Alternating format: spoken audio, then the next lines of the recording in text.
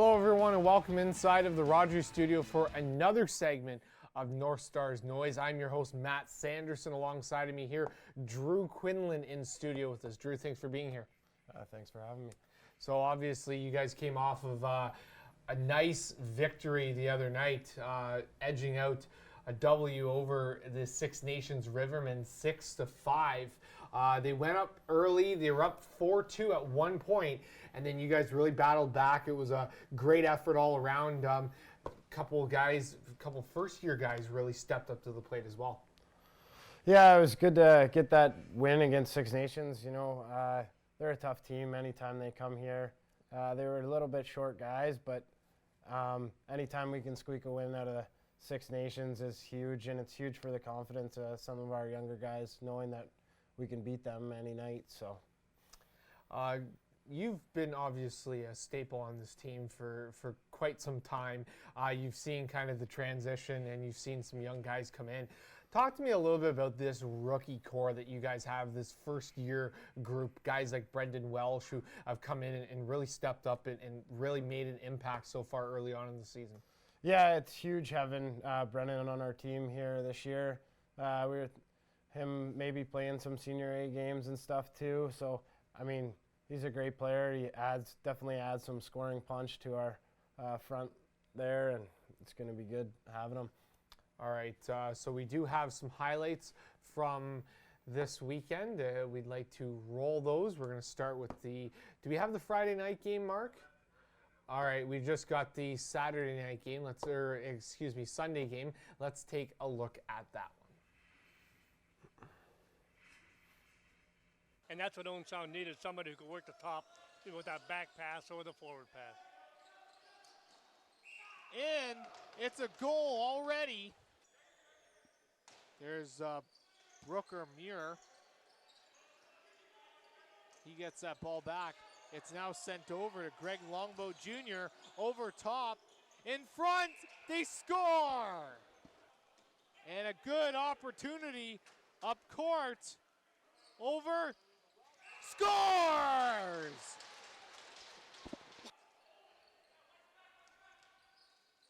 And here's Hill. Hill shoots and scores. Shows that they can be beaten. Without question. They have 2 losses on the season. They're 4-2, and you see them kind of in the middle of the pack right now. So the Merchants, the fact that they got off to a nice start is huge for that team, and they score. Brett Klopfer with the rifle. He had it initially turned over. That's not a good one. That's going to be a penalty. Down the other way. Shot, scores! 2 game, and Garrett Reed said, no way. Scores! 2 minutes left to go in this second period. Maudsley swings it to Barfoot. Scores! What a move! Here comes Quaid. Quaid. Oh, you gotta catch that. They have ball. 7 seconds. Thompson over to Welsh. Welsh shoots! He scores! What a shot! And here comes Barfoot. Barfoot has Quinlan in the mix too. There's Welsh! Scores! Brendan Welsh with the hat trick to the net. He slings it back to Longbow Jr. And finally they score. Joe Miracle Jr. And that'll do it. That did it. The Owen Sound Bug Juice North Stars come away with a big victory here after falling the other night to the Brooklyn Merchants with a big 6-5 victory over the Six Nations Rivermen. And that's just exactly what it was there, Drew. You guys are now 3-3 on the season. Got off to a little bit of a slow start. Do you feel that this team is slowly starting to come together now? I've noticed over the last couple of years, this is definitely a second half team. You guys kind of get off to a little bit of a slow start, and then things pick up from there. Yeah, it's big. You know, getting our guys back is the biggest part of that, and we're getting a few more bodies back to help us up front, and you know, just building off wins of, especially against Six Nations. That's one way to just get rolling into the second half here. All right, well, let's take a look at the remaining upcoming games here for the North Stars. And you see it come down here, home to the KW Velocity this Friday night, actually tomorrow, excuse me, and then in Ennismore on Saturday, then July the 15th, home to the Brooklyn Merchants, and then another homestand there on June the 22nd, and then June 23rd in Oakville, and then you have KW two more times, Oakville, Brooklyn, and Six Nations to round out your regular season here. You look at it, even a team like the Ennismore James Gang or the KW Velocity, still teams that maybe are a little bit lower in the standings or battling with you guys. And tell me how important those wins are for you guys to not really try not to make a mistake in those ones, but pull out crucial wins. Yeah, it's huge. We got to get those wins on the teams that are trailing us. Like Ennismore, they're right behind us, and we got to keep winning or else they're going to come.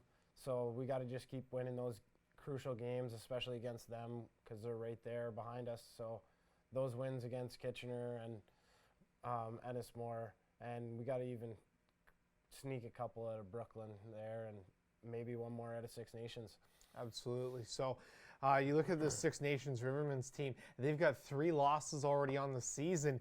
I can't remember actually the last time they lost back-to-back times in the regular season for quite some time. If you take a look at this, is where the standings lie right now. 5-0 are the Oakville Titans, and then the Brooklyn Merchants 4-2. Six Nations Rivermen, they're 5-3, and then Owen Sound right there at 500, 3-3, and then Ennismore 1-3 on the season, and KW still searching for their first win of the year, 0-7 on the season. Let's take a look at the OLA